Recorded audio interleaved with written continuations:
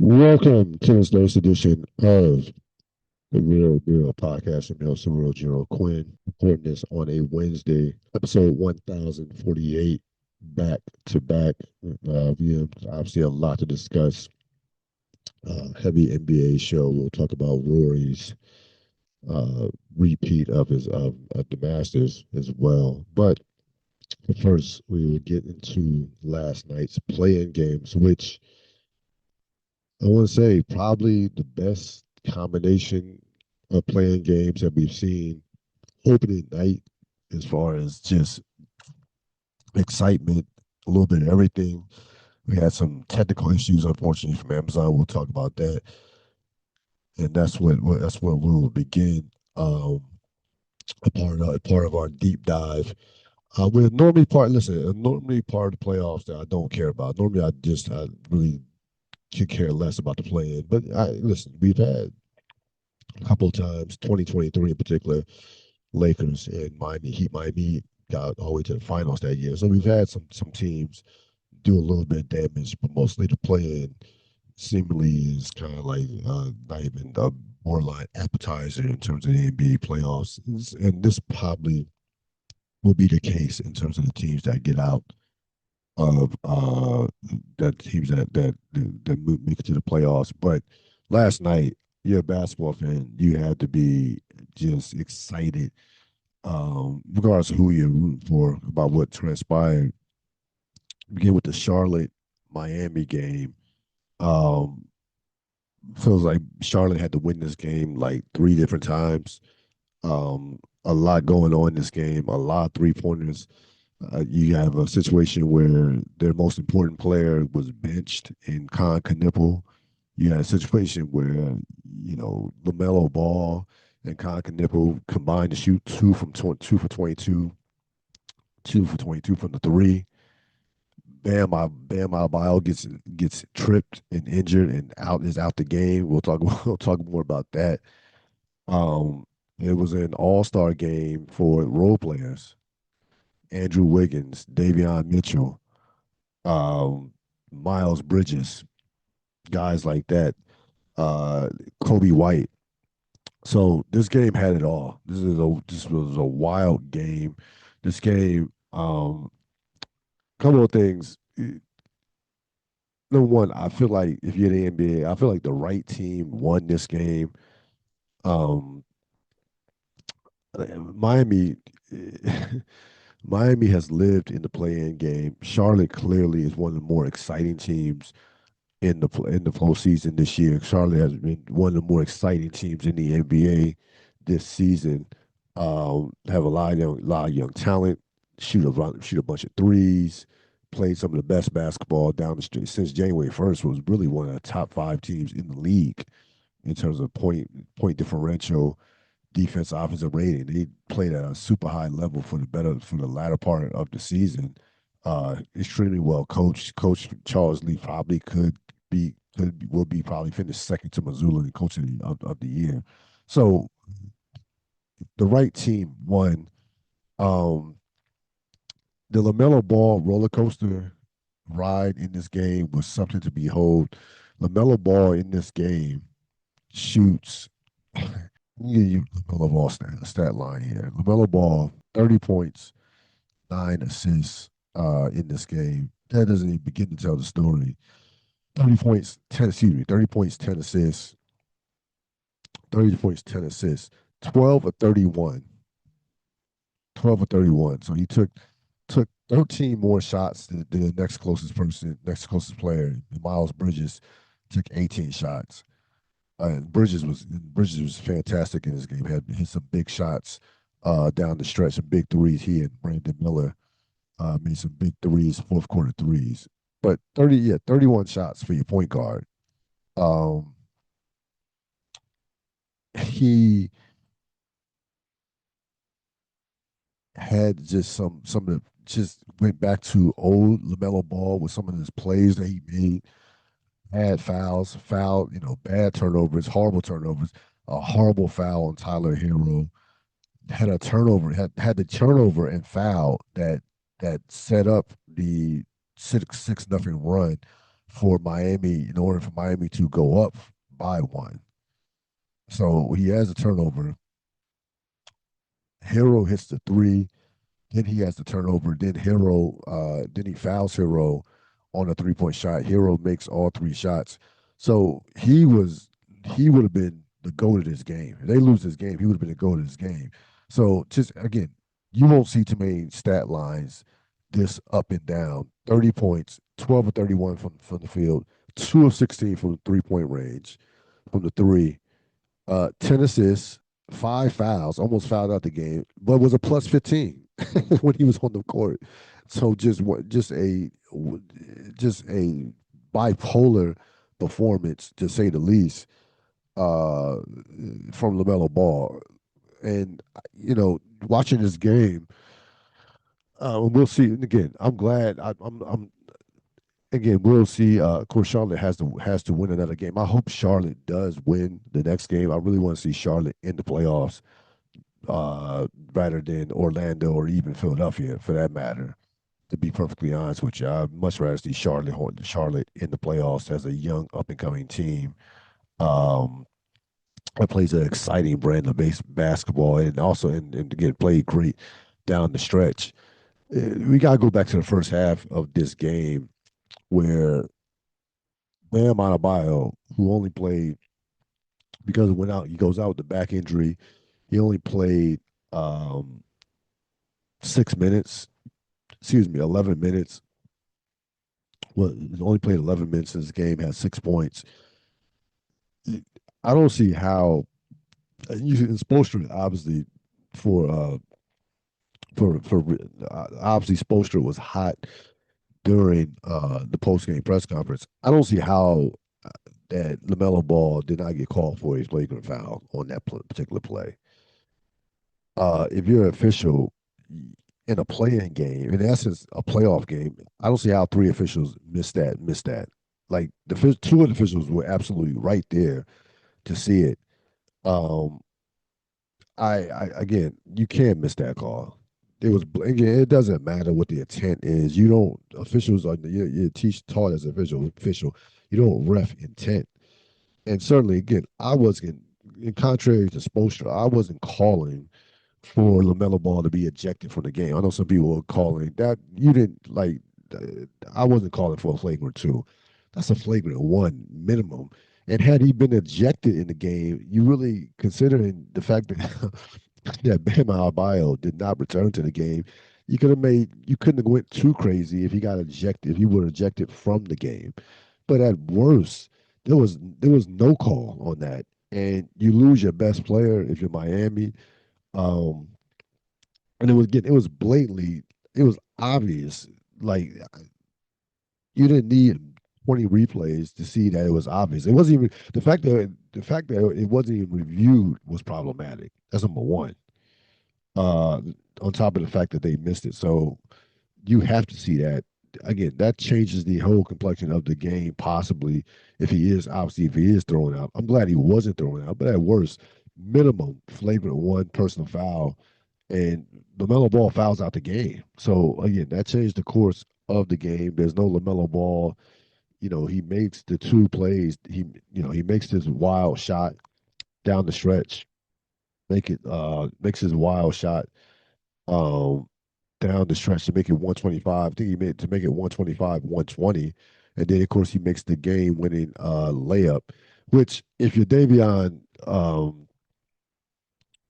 are Davion Mitchell, you have to fight through that screen. That switch was too easy. End up putting LaMelo Ball being guarded by Jaime Jaquez. He had no chance from a foot speed of staying with LaMelo Ball, who's entirely too quick for him, beating right off the dribble. If you're Davion Mitchell, you have to fight through that. You have to fight through the switch. You cannot switch Jaime Jaquez on LaMelo Ball. That can't be your switch.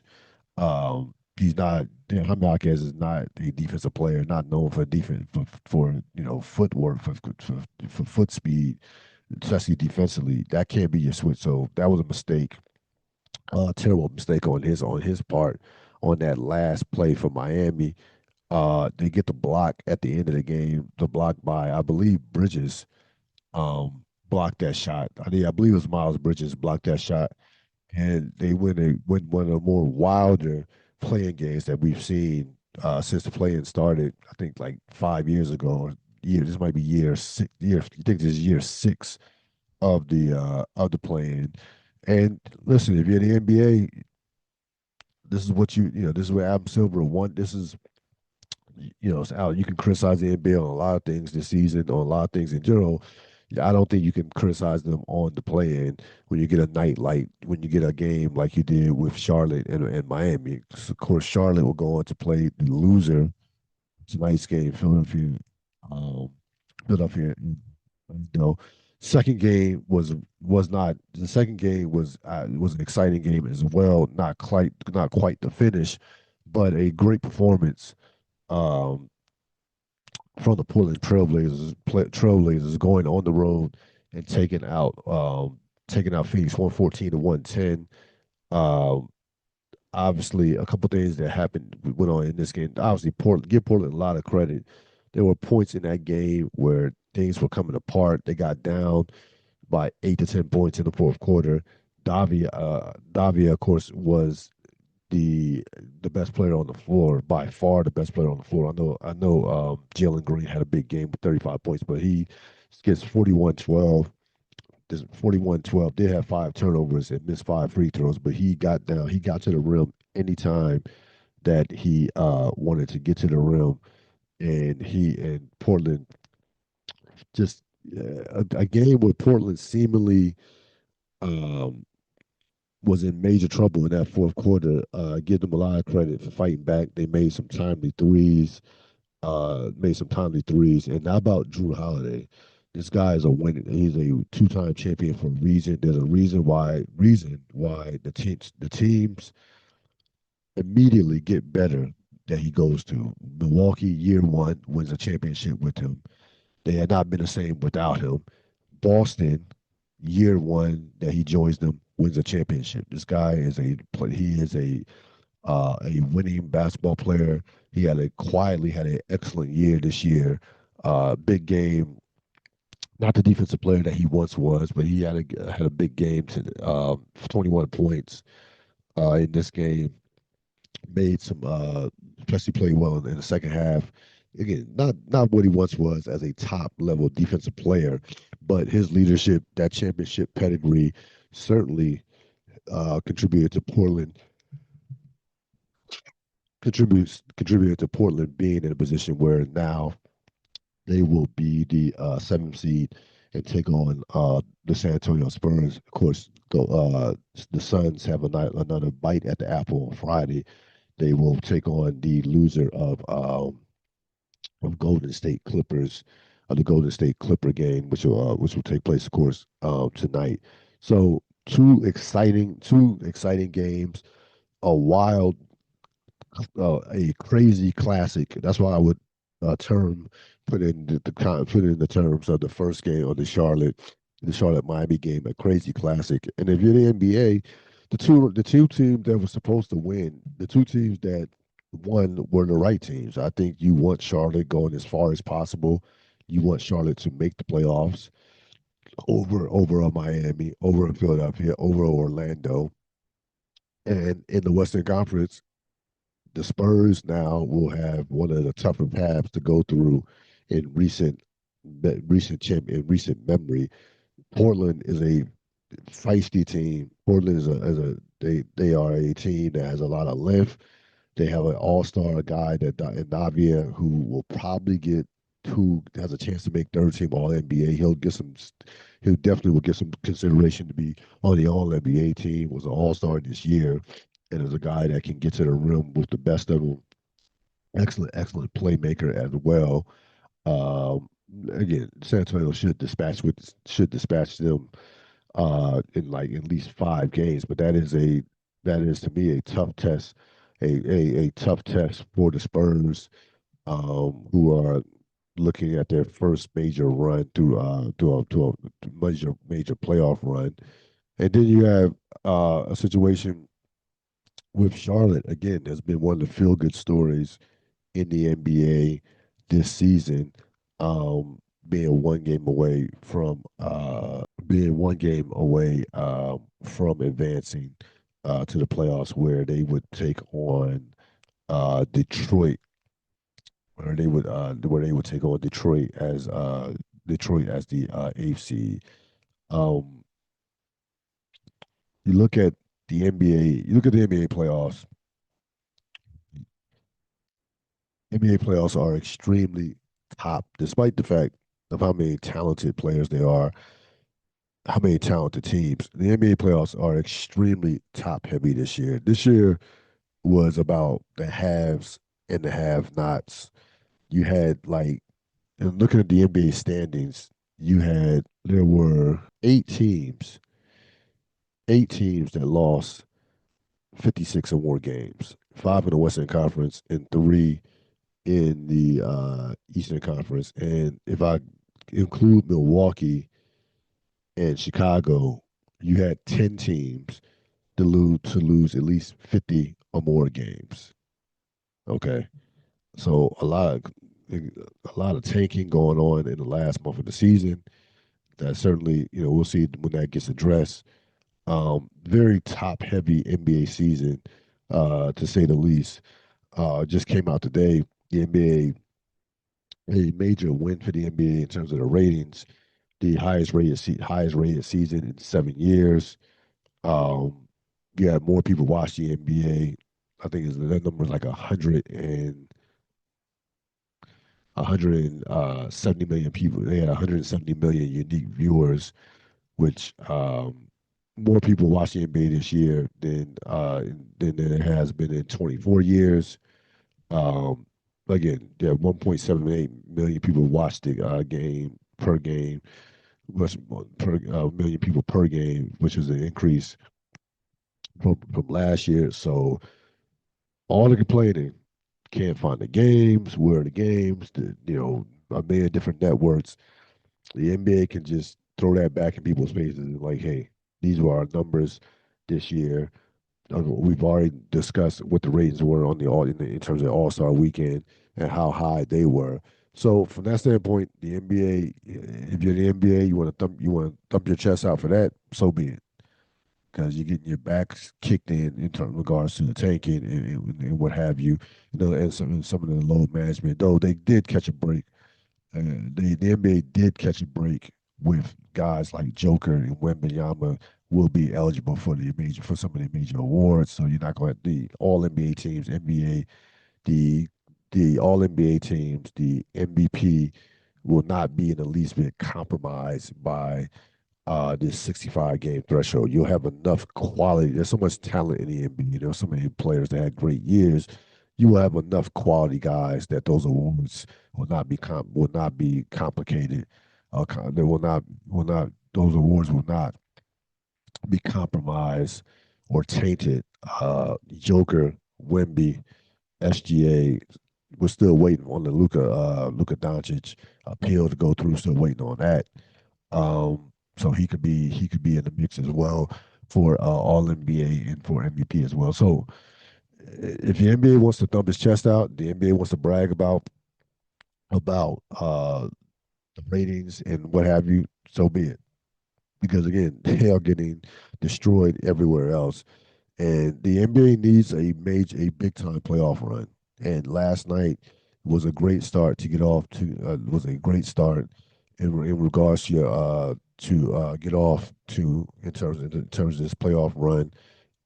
Tonight should be interesting with the Clippers and Golden State. You have like two teams that are formerly one team that more than fulfilled its expectation level in terms of a crumbling dynasty versus a dynasty that never was in the Clippers, a team that was the team of this generation, or a team of the decade with the Clippers, with the Warriors in terms of the four championships versus a team that is just completely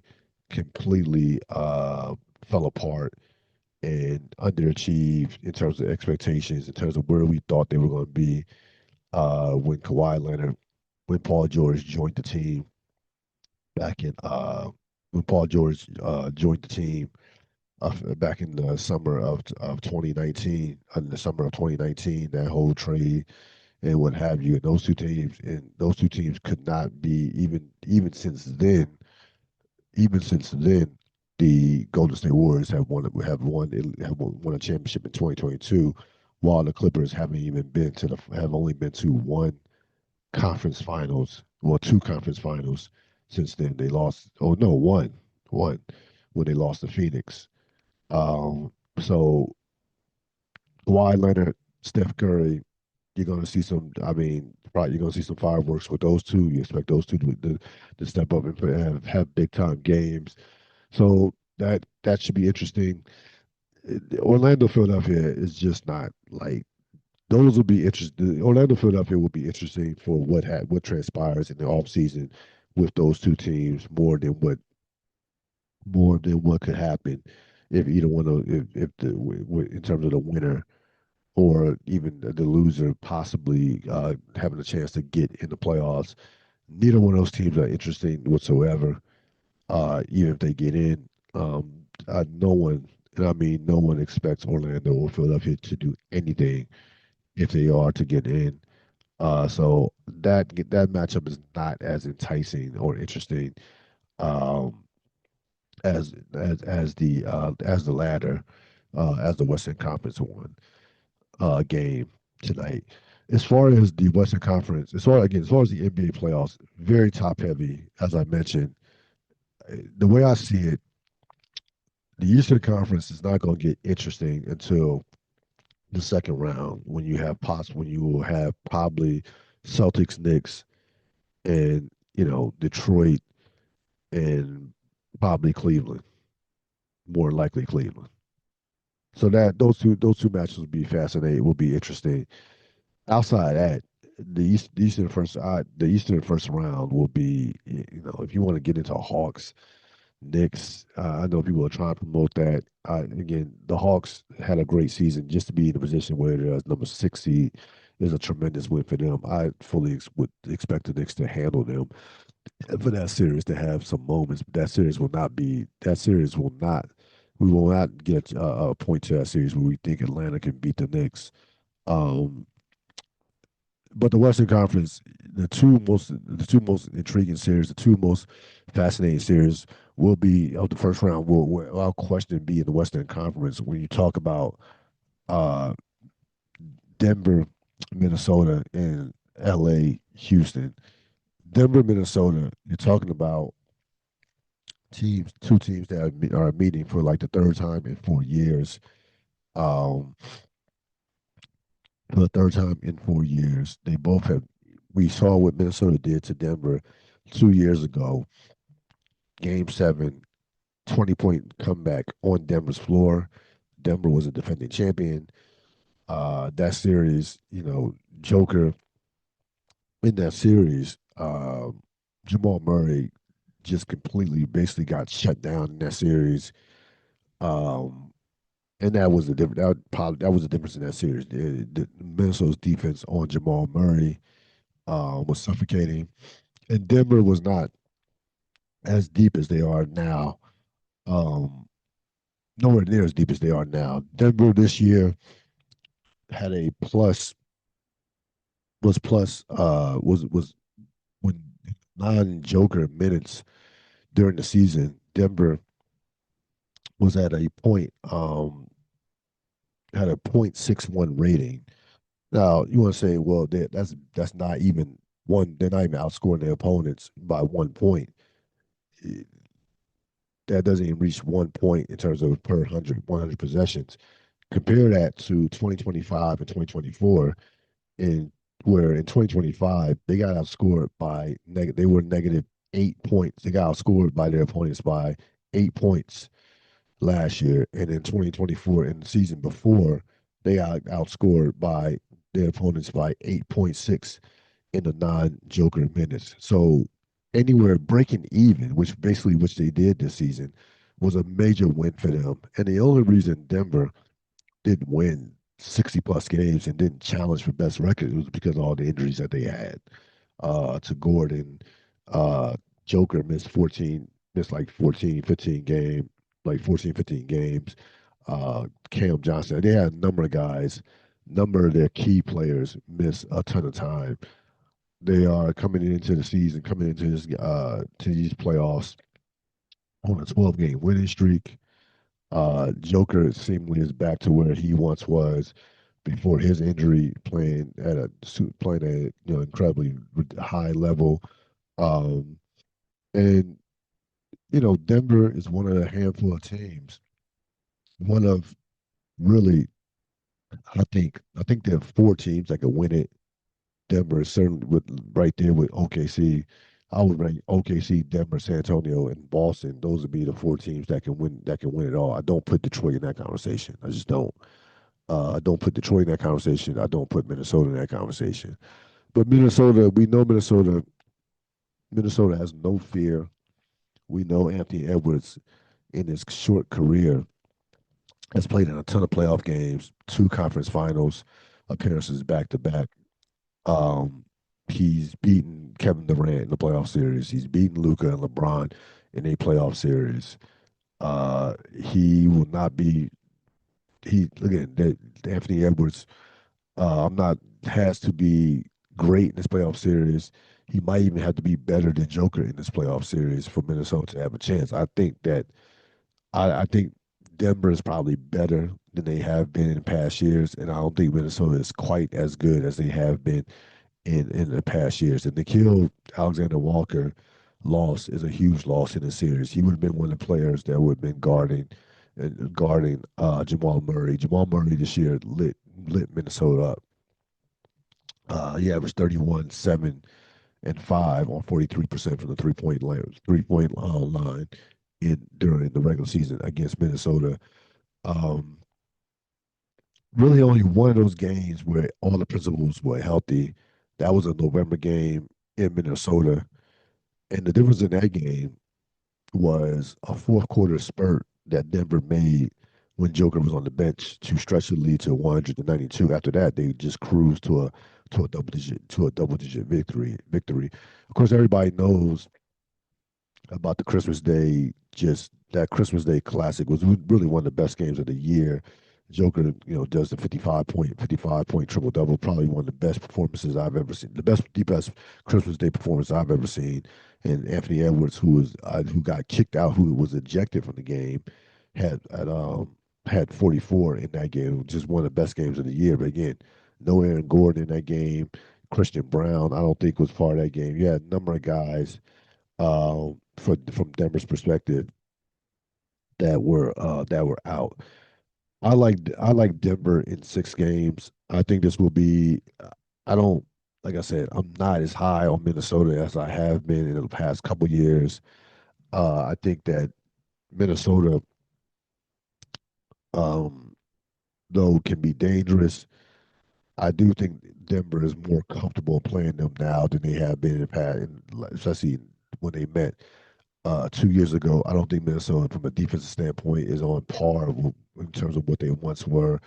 I do think that Nickeil Alexander Walker, not having him, he's going to win. He's going to win most improved player. He'll probably be the runaway winner for that. Will hurt Minnesota in this series. Look from an offensive against Denver, you have to be able to score the basketball against Denver. Denver offensively had the best offense in basketball this year in terms of offensive rating and points per game. They can get Joker can gets them the best possible shot.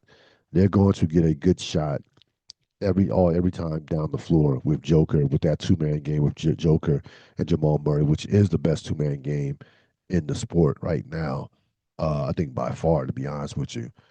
So I don't. I think you got to be able to put up some points. We saw what Denver did against a great San Antonio defense, even when Wembanyama was on the floor. We saw what Denver did against them. They put up I mean, you had to be able to score the basketball against them. That's all there is to it. And I don't think Minnesota they've been very inconsistent offensively this year. So I do respect Minnesota. I think Finch is a very good coach. Um, so I do respect them. They're a tough team. They won't back down, but ultimately, I don't think they have enough offensively to hang with Joker and Jamal Murray, who will certainly, those two will certainly be first and second team All NBA. Murray at worst third team All NBA, but he'll probably was consider some of the injuries, or consider not injuries, consider some of the guys that are not going to make it this year. No Giannis, no LeBron, no Cade Cunningham, no Anthony Edwards. So he's probably, I would say Jamal Murray probably will be second team All NBA this season. As far as Houston, LA, once we get past the Durant, LeBron place in this series, or LeBron narrative in this series, there's really not much. No, there's really not much in terms of this series to take a lot to put a lot into, or to take a lot from, considering the injuries. Now, Luca probably has a much better chance of coming back in this series than Austin Reeves does. He went over to Spain, got some medical treatment. I'm sure, obviously, I'm sure he's back by now in LA, considering on a Wednesday. I'm sure he's back, back now. So there's a possibility that midway through the series, depending on how far along the series goes, that you will see Luca in this series.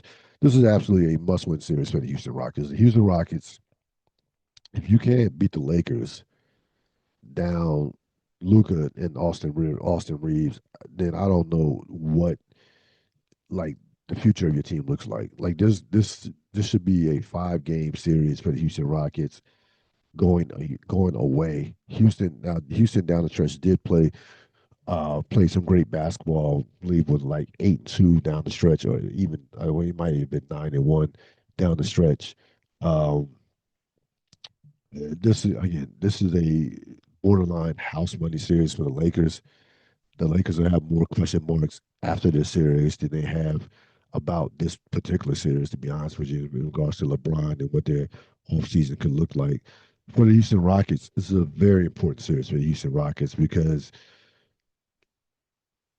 you know, you could you win this series going away. If you lose to Oklahoma City, it's like, all right, we're not on that level, and we know when we need in the off season to possibly to try to get to that level of OKC and San Antonio. You lose to a shorthanded Laker team. I don't know you. I don't know what the thought will be in the off season for the Houston Rockets if they can't beat this version of a Laker, this version of the Lakers. Important series for Ime Udoka, because if you lose this series, I would have to you have to wonder if this guy is the coach for us. Should he be coaching the team next year? Like, those are some serious questions that you have to answer, that you will have to answer if you lose this series. If you're the Houston Rockets, there's no reason why the Houston Rockets should not win this series in at least 5 games. I have a feeling that this series is going to be tougher. That Houston's going to make this series tougher than it should be. I think the Lakers will take on the underdog role. LeBron, chip on the shoulder. Sorry, he's already been talking about, I'm back. He's played great down the stretch. LeBron was phenomenal the last couple of weeks of the season. Really, played great in the last month of the season. And just the better part of this entire month of April, to be honest with you. Um, so I think the Lakers will be have a chip on their shoulder from that standpoint. No one could beat it. No one. Everybody's betting against us. So on and so on. We know Houston in late game situations are miserable, or they are absolute clown show. They have choked away. They can choke away a lead as quickly. They can choke away an 8 point lead with 2 minutes to go before you know it. So I think this game, I think this series is going to be a 6 or 7, possibly 7 game series. I would not be surprised if this series goes 7 games. And if Luca comes back, like say the series is 1-1 after two games, and Luca comes back game 3, and they stretch these series out. Um, they they stretch these series out for the first round. Who knows what can happen if you get a relatively healthy Luca back in this series. I'm looking at this series, looking at the schedule now. for this series. So game one of this series won't be until Saturday night. Won't be until Saturday night, and then you will have a situation where, yeah. So game one is the 18th. They'll get Sunday, Monday. They'll get two games, 2 days off between games one and two. Um, then 2 days off between games two and three. So this series is going to be stretched out. The series doesn't go every other day until if it reaches game five. The series will not go every other day until games five, six, and seven. Outside of that, you have this whole week off. Um, they don't play till Saturday, Saturday to Tuesday, then Tuesday to Friday. So there's going to be some significant. There's going to be some time between in those first three games. It's basically going to take almost, basically going to take almost a whole week to play. In essence, to play three games, or basically 8 days. 8 days between games one and games four. So this series will be stretched out, and that favors the Lakers as far as if they can get Luka back healthy. Again, if you're Houston, you want to get this series over as quick as possible to a point to where if you're up, then the Lakers might question, do we even bring Luka back, something like that. Now, if he's healthy, he's going to play, but the longer the series goes, it definitely favors. It will absolutely favor the Lakers. As far as the overall, like as far as my finals picks, um, I have not like changed as far as who I OKC to me came into the season the team to beat. There's nothing that I saw in the regular season that would change my mind, even losing 4 out of 5 games to San Antonio. Again, I don't. The one thing that'll be fascinating to watch in the postseason this year is the difference between regular season and postseason basketball as far as all these injuries that we had, all the load management, the tanking, all that stuff. Like how good are some of these teams? So we'll see from that standpoint. But nothing has changed to me in regards to Oklahoma City. It's still the team to beat. I would pick them to win the championship. As far as the East goes, as far as the East goes, I'm going with a surprise pick. I'm going with the New York Knicks. I'm going with the Knicks. Everybody's on Boston. I understand why. I don't think the Knicks don't fear Boston whatsoever. They have no fear for Boston.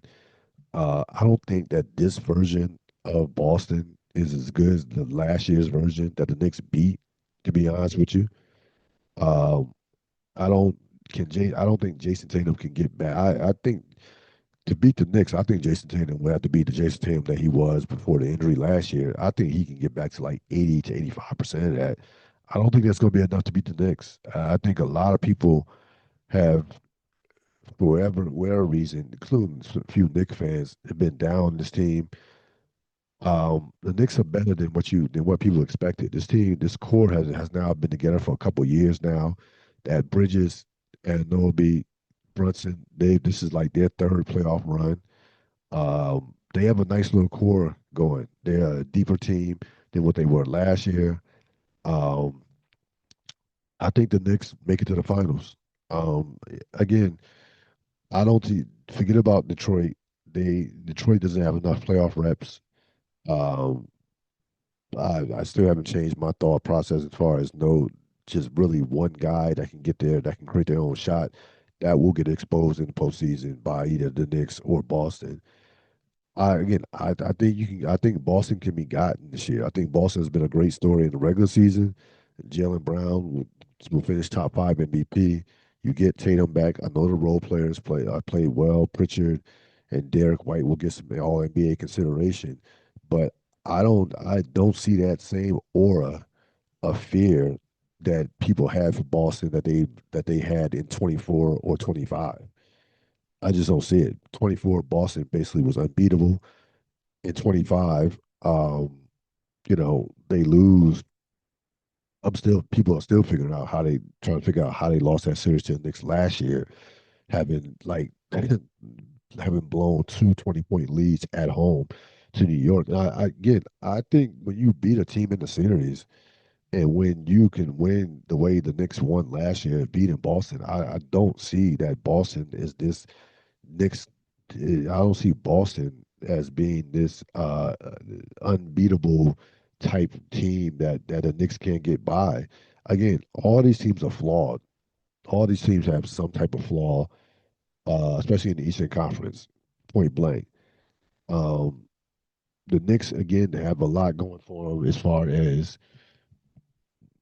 the Knicks again have a lot going for them as far as with the experience and as far as the fact that they've done something that nobody in the Eastern Conference has done. Um, that would have done in this year's Eastern Conference. That is beat Boston. So I like the Knicks to get to the finals. Not a popular pick, but it's going to be a pick outside the box pick. So Knicks, OKC, and then OKC uh, puts the hammer on the Knicks and takes them out and wins the entire thing. I don't think San Antonio is ready. I actually don't even think San Antonio will get to the conference finals. I think the conference finals will be, in essence, the NBA finals, where you'll have Denver and OKC go at have another play, another classic 7 game series, and where OKC will prevail once again. I think we will finish this year calling SGA the best player in the world.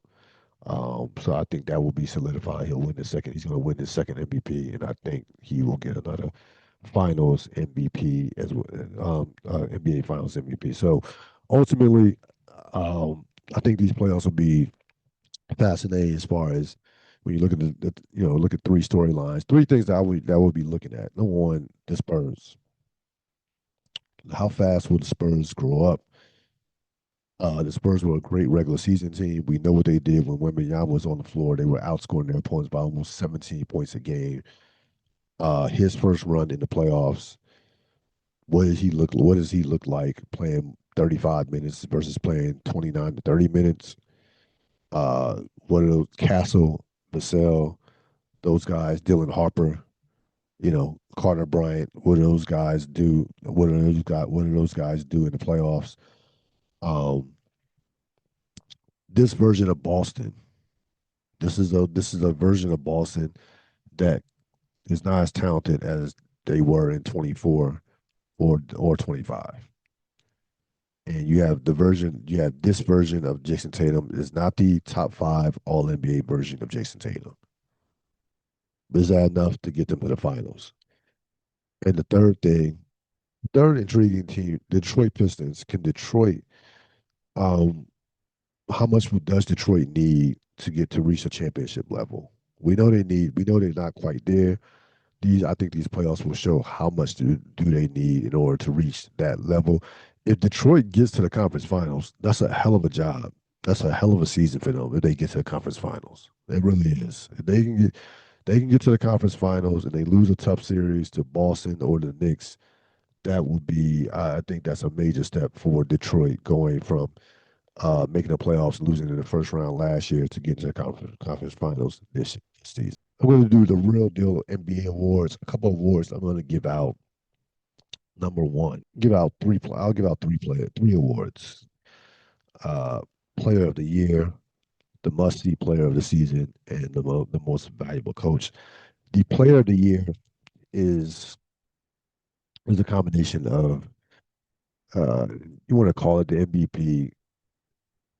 Yeah, sure. You can call it the MVP, but you can also call it the guy who is the most consistent player, a guy who the most consistent player, a guy who is on a 4-year run that rivals only the likes of Michael Jordan. And of course is Shea Gilgeous-Alexander. He's the real deal player of the year. 30 straight, um, 4 straight years over 30 points, 50% from the field. Again, the only player that's ever done that, the only guard that's ever done that is Michael Jordan. Michael Jordan did it 5 years in a row. You're talking about a season in where he continued this insane streak of 20-point games that has reached 140. He ended up with the most clutch points of the season. Shot 55% as a two guard, as a guard, 55% from the field. Um, got his 3 point shot up to 39%. He was on the team that had the best record, 64 wins. Go back to back seasons where they had the best record in the sport, 68 last season, 64 this season, despite the fact that you basically had no Jalen Williams for the better part of the season. You had Chet miss some time. You had a number of Alex Caruso. You had a number of players miss double digits in games this year, and in the Western Conference, um, which is still superior to the Eastern Conference, but the gap got closer this year. But the Western Conference, especially at the top, is still a superior conference. You win 64 games. They were great in clutch games. They were great in clutch games. So they kind of they checked that box for their development. And when you are by far and away, he is by far and away that his team's best player, especially this year. They had no now Chet Jalen Williams made All NBA last year. I think Jalen Williams was second team, third team All NBA, and was second team All Defense. This year, Chet probably will be first team All Defense and third team All NBA. But defending Chet versus having to field Jalen Williams is a whole story. The defense has to shift this year. The step that he took this year was his playmaking. There were a couple games, in particular the Denver game, two of the Denver games, where he was an absolute chess master and picked Denver apart with his passing and playmaking, his going, beating double teams, his seeing double teams before they come. Um, he took that to another level. And again, I mean, defensive, he is a plus defensive player. He had like one of the top defensive ratings of any player in the league this season. They don't lose anything with him on the floor from a defensive standpoint. He is the real deal player of the year, the most consistent player in the league from start to finish. The must see player of the season, Victor Wembanyama. Wembanyama. This is a guy, 22 years old, took his team from 36 to 62 games in terms of wins. They outscored their opponents when he was on the floor by over 17 points a game. He changes the game defensively. What he does, he basically, as a defender, we've never seen a defensive player have this type of impact in recent memory. Um, it became must see TV every night to watch the Spurs, to watch him, and to watch teams try to just be scared to death to come into the paint. He doesn't have an identity yet offensively, yet he still averaged 25 points a game, 35% from the three this season, still trying to figure it out. Still doesn't have a go to move offensively. But what he did do is get more physical. He shot more free throws this year. Um, he's like a computer. Like the first Detroit game, Detroit was physical with him, and he still had like 21 to 17 and still just totally took over that game from a defensive standpoint, which they won in Detroit. Second time he played Detroit, he destroyed them. And the physicality did not work with him. So he figures out stuff on the fly.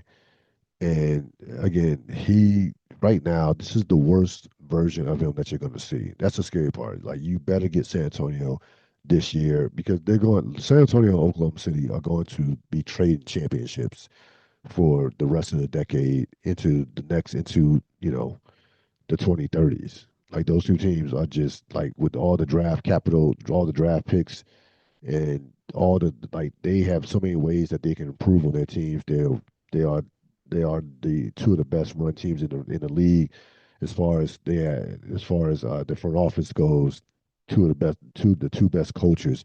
Those teams are going to be trading championships, and it's conceivable.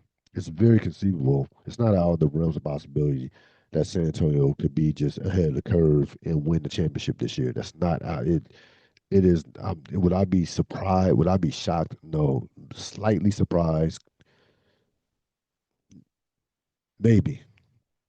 But when you have a guy who 7'5", who again a unguardable guy when he decides to get inside the paint, a guy who in the playoffs, where if he goes out there and averages like if he was able to do what he did in 29 minutes, gets you 25, basically 25, 11, and 3 blocks.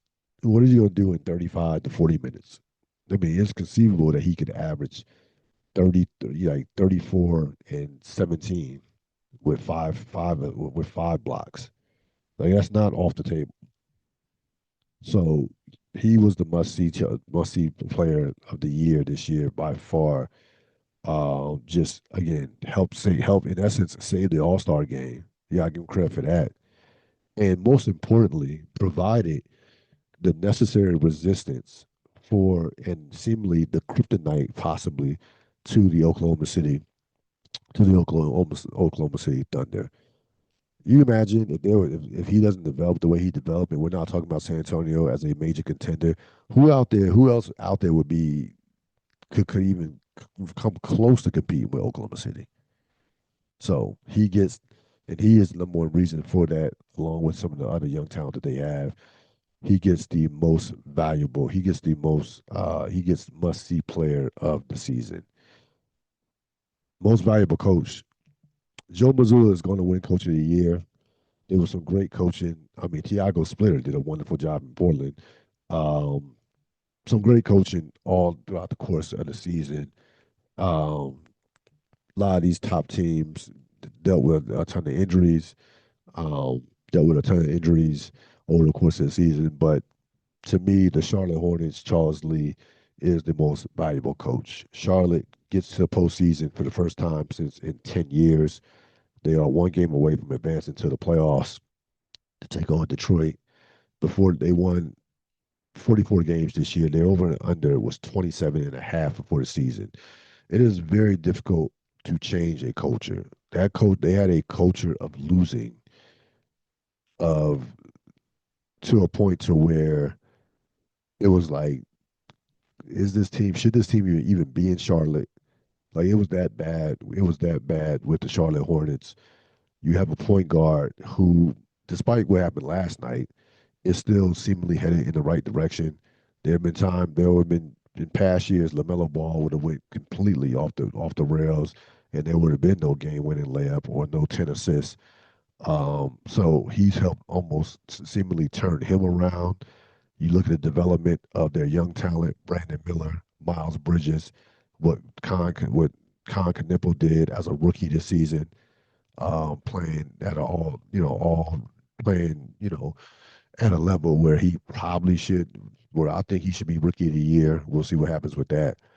Um, this guy, young coach, energetic. The players love him for the right reasons, not because he's not seemingly this whole players coach or he appeases them. He holds them accountable. He benched Con Knipple last night. Now there are a lot of coaches that would have rolled Con Knipple until Con Knipple would have been like 0 for 10 from 3 point range and they lose the game. He pushes the right button with a Kobe White. He with a Kobe White. Kobe White goes out there and helps them win the game. So he's done a phenomenal job throughout the course of the season with the right lineup changes with you look at they get off to the 4-14 start, and normally that is death in an NBA season for a team that has a losing culture. And since January 1st, they've been at least one of the top 5 teams in the league as far as point differential, in terms of record, and really from night to night, really one of the most exciting teams to watch in the season during the season. So Charles Lee gets the most valuable coach award. I'm gonna finish off with some real thoughts. Rory, of course, on Sunday, Rory McIlroy won his sixth major. He goes back to back at the Masters. Rory, you talk about must see TV. Only like Rory McIlroy, he does it the hard way, and it's like he's got to a point where, first of all, like he joins a select group of golfers to go back to back at the majors, at the Masters. Nicholas Faldo and Tiger Woods. Tiger Woods was the last one to do it back in 2002, so it had been 24 years since that had been done before. He blows a 6 shot lead. He had a 6 shot lead going to Saturday. He blows that, and he finds himself in a dogfight come the final round. He gets to the final round, and at one point in the final round, when he struggled a bit on the front nine, he was at 9 under and found no shot, and it was 3 shots back at one point. Um, he ends up shooting a 71 on the day. He makes the necessary putts that he had to make, especially at 13. At 13, had the back to back birdie putts to take a 3 shot lead, and he gets himself out of a jam on the 18th hole when it looked like a six was possible. A six was possible, turns it into a two putt, and wins the tournament. And again, he does not win this Masters. Um, if he had been in this position last year, I don't think he wins. I don't think he mentally could stand up to losing a 6 shot lead. Um, you look at again, 6 majors is a big number because you're talking about only 15 players in the history of the sport have won 6 majors. You're talking about now the pressure has been relieved. He's done the career major. He's done 2 Masters in a row. Now it's just a matter of collecting majors. If you're Rory McIlroy, now it's just a matter of collecting majors. He's become, and he's not American, but he's become the absolute sympathetic crowd favorite figure that we see that Jack Nicklaus was, that Tiger Woods became. He has done that as a non-American, which is very hard, especially considering that golf is an American dime right now. As of right now, is that's the facts. And again, I know this hasn't been reflected in terms of what the results have been in the Ryder Cup. Europe has owned the U.S. in the Ryder Cup, but you look at the last 20 majors. You look at this. You look at majors since 2020. It has been American dominated. Period. America has dominated the sport. He is the face of golf without question right now. Um, with Tiger Woods, who has been on the mend um, for the past 5 years. Hasn't won, of course, hasn't won a major since the 2019 Masters. It is Rory McIlroy, who people are going to see. Is Rory McIlroy that people are going to root for. We have a possible budding rivalry that we have with him and Scott Scheffler. I thought Scheffler got hot and almost damn near almost won this tournament. Ended up 11 under, and McIlroy needed to make those birdies on a couple of those birdies on the back nine to hold off Scheffler, who is the number one player in the world. But you know, right now, golf is in a great place. You have a deep pool of top end American talent. You have a face of golf that people like and respect. The guy that's going to seemingly win a number of majors moving forward in Rory McIlroy. And you have a couple of guys that haven't won in a while that seemingly got a little bit of oxygen, and got a little got some pep back in their step in terms of Brooks Koepka and also Jordan Spieth. Jordan Spieth and Brooks Koepka finished 5 under, finished tied for 12. Those guys are multiple major winners. I think Koepka has 4, Spieth has 3. Those guys are still relatively young. I think Spieth is still only 32, and Koepka's about 34, 33, 34. Maybe he might be 35. But those guys are still relatively young. So you get those guys back in the mix along with Rory and what you already have with Scheffler and some of the other dominant Americans that they are. Uh, it should be an exciting season of golf, especially for the majors. um, especially for the majors.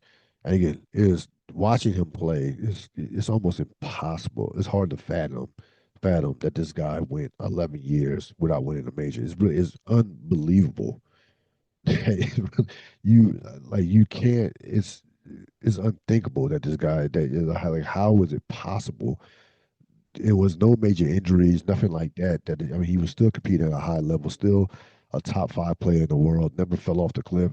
No, just it's just unthinkable that this guy went this long without winning a major, or otherwise we'd be talking about him as chasing Jack Nicklaus and Tiger Woods for all time majors. He has six right now. I do think that he will reach double digits before his career is over. Like he will be, I think, in that 8 to 10 range. I think he's going to reach double digits before it's all said and done. We're going to wrap up with the Dianna Russini, former NFL insider for the Athletic, has resigned. She resigned yesterday amidst all the controversy surrounding photos that were taken of her and New England Patriot head coach Mike Vrabel at a Arizona resort last week. Photos caught. We all obviously we know the story about how much money was offered for the photos. Those photos were on the post TMZ. Um, there's been a lot of talk about gender and fairness and double standards within the workplace of sports reporting and what have you. Here's what I'll say, and I'm not trying to pile on Dianna Russini by any stretch of the imagination. She seemingly was a well respected, well liked reporter, jovial personality, seen it on prominent podcasts. So she's clearly was respected for the work that she did. The rules of the game. There's a saying in The Wire. The game is the game. You are a woman in this industry. It's hard enough. The most difficult thing in this industry is to be a woman, a black woman. She's not a black woman, but if you're a black woman, you have gender and it's going against you in that sports industry. She has gender going against her. You have a position where people are counting on you for information, where even the perception of you and Mike Vrabel was problematic from a standpoint of conflict of interest and and just people looking at you saying questioning your credibility, which you cannot have and be and do what she does. Dianna Russini is not 25. She's not 30. She's not 33. Dianna Russini has been in the game for 15 years. She's 43 years old. She's a full grown woman of two kids, married with two kids. So this is not a child. This is not a kid here. And I don't know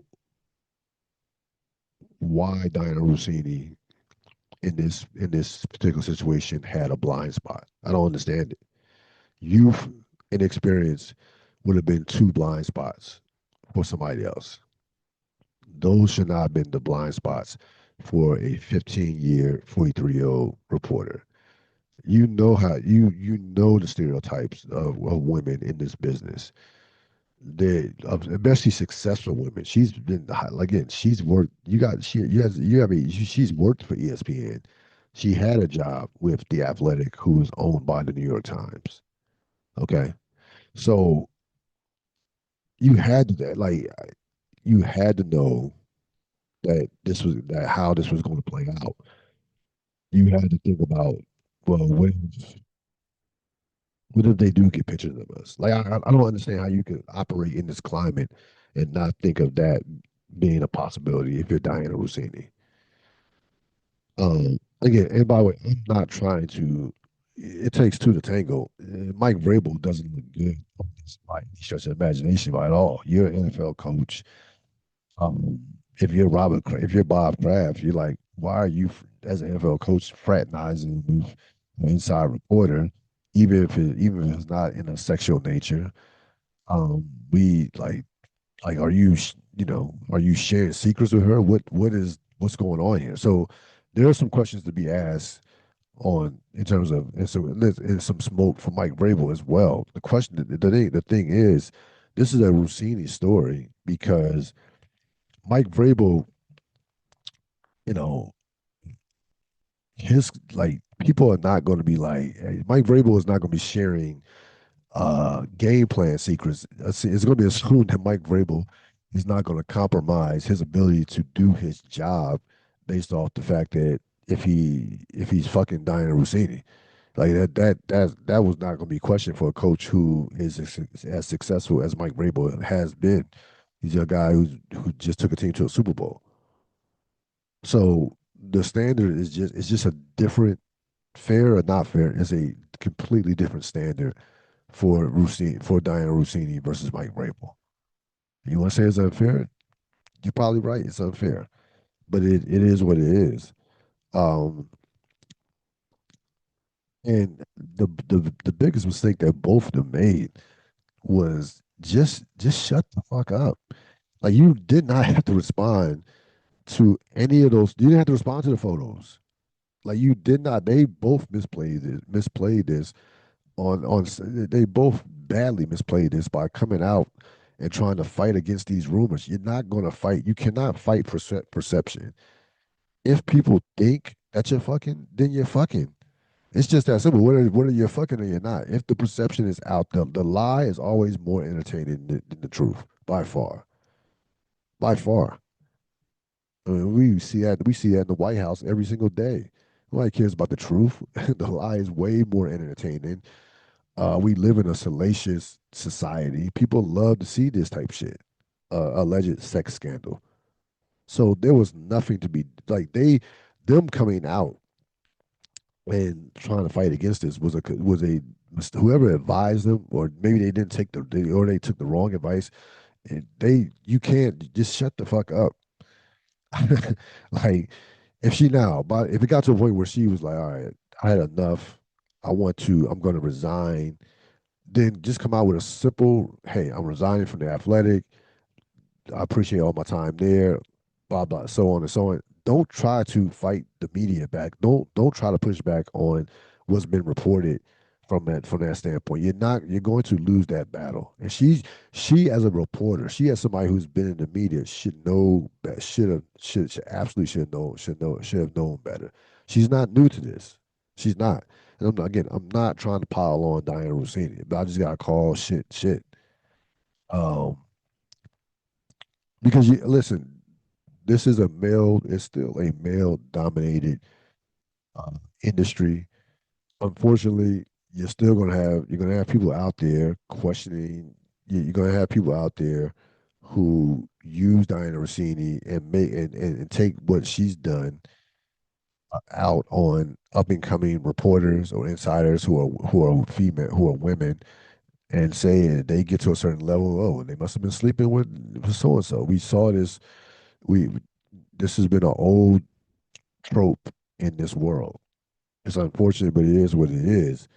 Um, and she doesn't represent all women by any stretch of imagination. So, you got guys out there saying, she's messing it up for all women, and people are gonna think that all women are move like this. Then you're fucking. If you think that all women move like this, then you are just a misogynist, and you're fucking just ass ignorant if you think all women in this space don't move like this. They don't. So don't you can judge her for her actions.